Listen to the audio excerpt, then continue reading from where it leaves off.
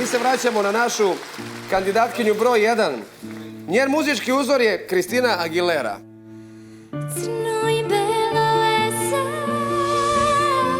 ne mislim na jedna laga, iako zajedno sme. Pusti glas! Ja zbiram sreća, ti biraš taga, crno i belo je sve, dobro i loše ništa neki deli, bez svega nas smetni se.